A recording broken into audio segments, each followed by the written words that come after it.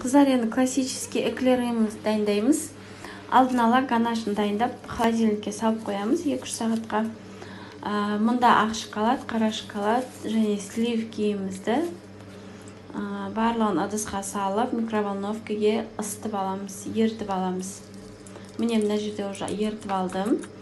Барлығын жақсылап араластырып, холодильникке салып қоямыз. Міне мына жерде эклери сол тесто болады. Барлығының тестасы бір, бірақ жасалу жолы басқаша болады.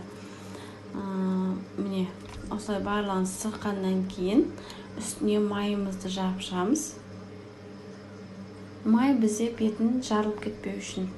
Пешке салып пісіріп алдық. Міне алып болғаннан кейін суытамыз. Жақсылап суығаннан кейін енді ганашты алып мешокқа саламыз. Және де кремі мына жерде сгущенка мен сливкиді араластырып алған крем болады бұл жерде.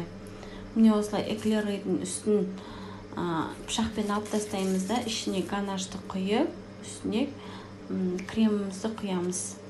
Және қайталаймын, мына жерде крем сгущенка мен сливкиді комбайнмен қоюлатқанмын алдыңғы видеодағыдай.